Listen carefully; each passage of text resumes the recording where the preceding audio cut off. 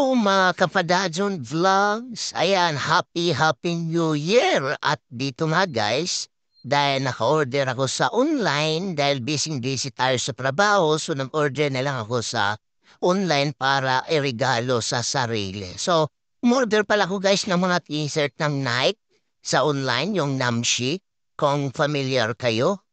At yan, dumating na nga ng tanghaling tapat at binuksan ko na. Kaya excited din ako guys na makatanggap sa sariling regalo. Ganun talaga basta mahal natin yung ating sarili, no? Minsan pagbibigyan talaga natin. Wag natin iasa sa ibang tao, kundi gumawa tayo ng sarili nating pagsisikap para makabili tayo ng anong gusto natin.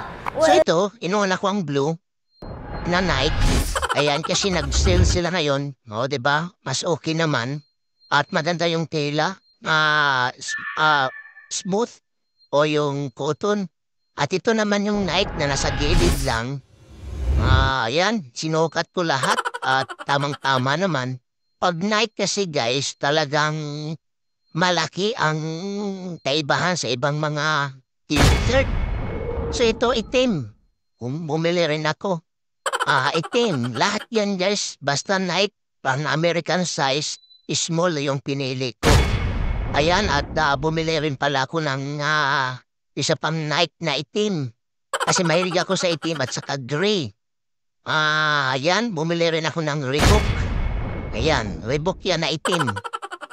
So, itong dalawang green, sa aking kasama yan, sinabay na lang niya sa aking online. So, yan, no? Talaga naman, masaya na yan, guys, kahit puyat at saka kagigising lang. Kasi biglang tumawag nga yung delivery. At yan, tinitingnan ko yung sa kasama ko, dalawang green na medium at small. Siguro, couples para sa asawa niya at saka sa kanya. So ito yung lahat na nabili ko. May isa lang na naiwan. Isang Nike din yung hindi nagkakasabay dito sa itong order na to. So masaya na ako dito guys. Every year naman ako bumili ng maramihan na rin para isa lang yung kanilang VAT o itong may kasi dagdag na VAT kaya isa na lang. So, aba matindi! Sinuot ko muna para makita nyo kung maganda ba.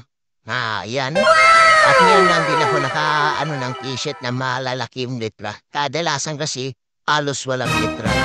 So hanggang dito na lang guys. Yan masaya talaga siya Oh yes!